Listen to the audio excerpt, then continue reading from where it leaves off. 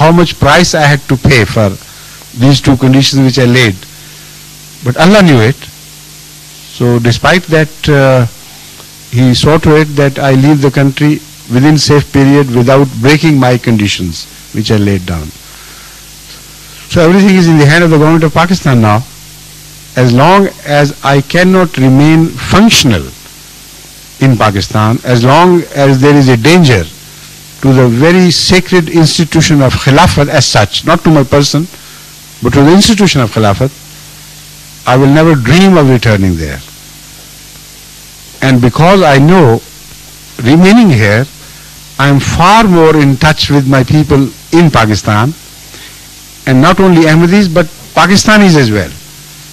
Because the sermons which I give are largely circulated not only among Ahmadis but also among non-Ahmadis by non-Ahmadis themselves. I keep receiving reports, and sometimes I am surprised from Sindh, from the Punjab, from elsewhere, that some non-Ahmadis immediately duplicate my Friday sermon cassettes, sometimes by scores of, by multiplication of 30s or 20s and so on, and distribute it themselves to their non-Ahmadi friends. So that means my contact with the people of Pakistan is far more secure, extensive, and continuous despite my departure from Pakistan. I hope your question is now fully answered. Is that good? What is the second question, please? Second one, sir, is میں اردو میں زیادہ بہتر طریقے سے explain کر سکوں گا کہ میں نے اپنے طور سے ذاتی طور پر محسوس یہ کیا ہے کہ جہاں تک آپ کی پریچنگ ہے اس میں مجھے کسی قسم کی کوئی چیز ایسی خرابی کی باعث نظر نہیں آتی، صرف ایک لفظوں کا ہیر پھیر ہے اور کوئی بات نہیں ہے اس میں کسی بھی. لیکن میری نظر کے مطابق اس میں آپ کی کوشش اس چیز کو پروپیگیٹ کرنے کی کم ہے جو کہ زیادہ ہونی چاہیے، اور نہ معلوم اس کی کیا وجہ ہے. میں نے اکثر پاکستان میں بھی لوگوں سے بات کی ہے اور بہت سارے لوگوں نے مجھے اس میں میرے ساتھ مدد بھی کی ہے، لیکن بہت سارے لوگ کچھ خاص طریقے سے پیچھے بھی ہٹے ہیں، نہ معلوم کیوں. اس میں ان کے خیال کے مطابق ان کو جماعت کی طرف سے ہدایت ہے کہ وہاں پر کسی بھی طریقے سے کوئی خاص قسم کی بھی ایکٹیویٹی یا عام قسم کی ایکٹیویٹی نہ کی جائے. This is wrong, absolutely wrong. And I don't mean you are wrong, I mean your informers are wrong. I see.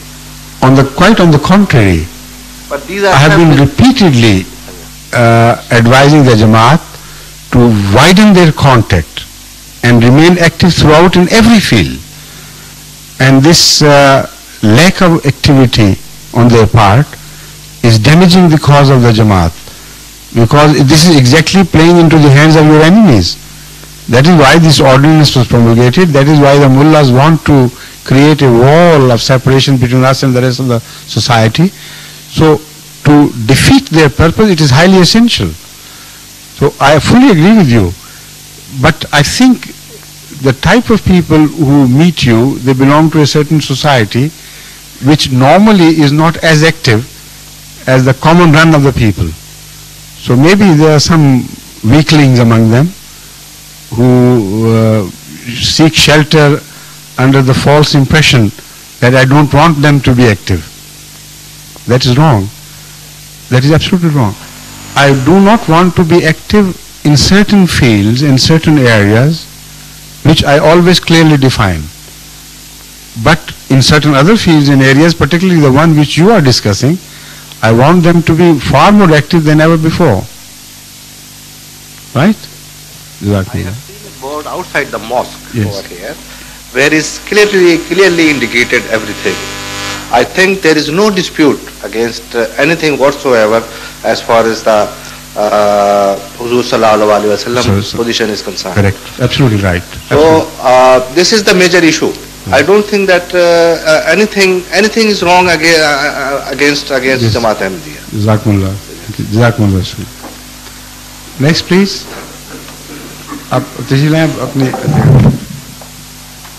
Assalamu alaikum. Wa alaikum assalam wa rahmatullah.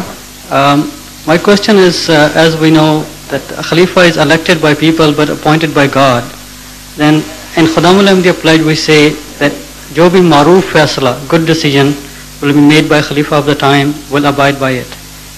What is the significance of maroof or good? You see, if you read your Quran well, you should not have asked this question, because it is mentioned in the Holy Quran, addressing Hazrat Muhammad Rasulullah sallallahu alaihi wasallam, that whenever you take the pledge of initiation from ladies, tell them to promise to you that we will obey you in maroof.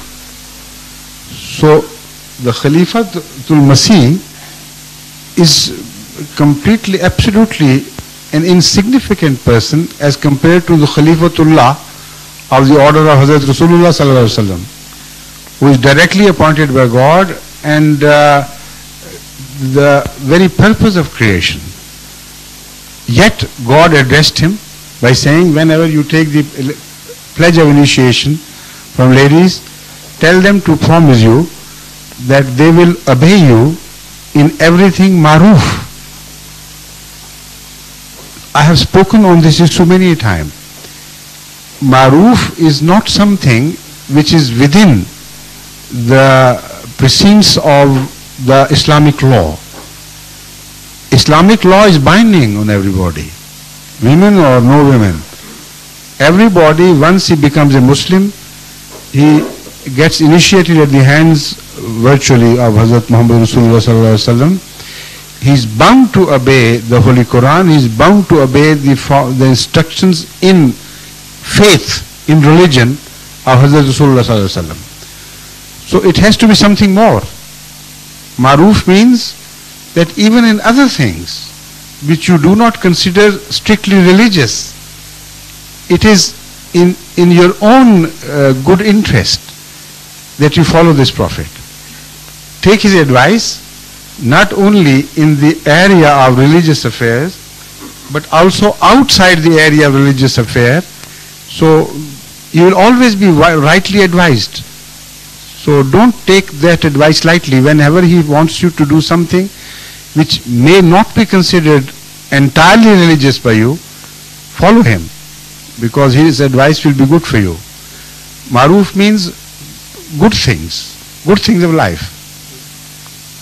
Right?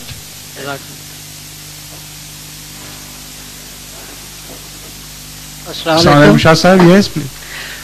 Why are you occupying the chair which should be occupied by the questioner? You have done with your question, haven't you? Yes please. Assalamu alaikum.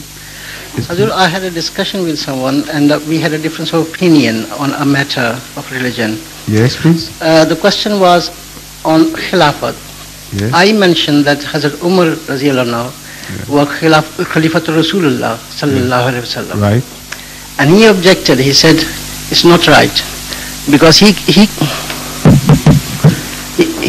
can only be Khalifatul Abu Bakr. I said no, he can't. Absolutely wrong. So this is why I said you are 100% right. He is 100% wrong. He was not Khalifa to Hazrat Abu Bakr. He was Khalifa to Hazrat Muhammad Rasulullah sallallahu alaihi wasallam. Yes. Otherwise, I'll be Khalifatul Masih Salis. Khalifatul Masih Salis, you know. Assalamu alaikum. Wa alaikum assalam wa rahmatullah. मेरा नाम मोहम्मद अरशद मलिक है. ये सवाल मैंने किया था जो आपके सामने पहले सवाल करने वाले किया था. अच्छा जी. मुझे ये मालूम हुआ है कि आप जरा इसको ऊंचा कर लीजिए या खुद ठोक जाइए. ऊंचा माशाल्लाह ऊंचा है. हाँ.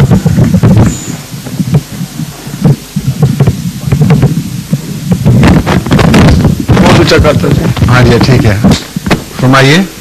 मुझे ये मालूम हुआ था कि हजरत उमर को जैसे कहा गया था कि आप खलीफातुर रसूल नहीं हैं, आप खलीफा के खलीफा हैं, तो उन्होंने इस बात को मान लिया था और वो खलीफातुर रसूल. कहाँ आपने पढ़ा है ये? मुझे तो बताया गया था ये गलत है. It's wrong.